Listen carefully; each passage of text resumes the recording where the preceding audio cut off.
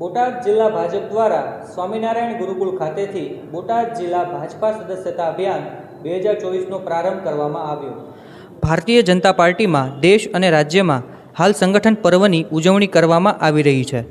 ત્યારે રાજ્યના પ્રદેશ પ્રમુખ CR પાટીલ અને રાજ્યના મુખ્યમંત્રી ભૂપેન્દ્ર પટેલે ભાજપા સદસ્યતા અભિયાન 2024નો પ્રારંભ કરાવ્યો હતો, જેના ભાગરૂપે બોટાદ જિલ્લા ભાજપ દ્વારા આજે સદસ્યતા અભિયાન 2024નો પ્રારંભ કરવામાં આવ્યો હતો। બોટાદ શહેરના ગઢડા રોડ પર આવેલ સ્વામિનારાયણ ગુરુકુળ ખાતે બોટાદ જિલ્લા ભાજપ દ્વારા ભાજપા સદસ્યતા અભિયાન 2024ના પ્રારંભે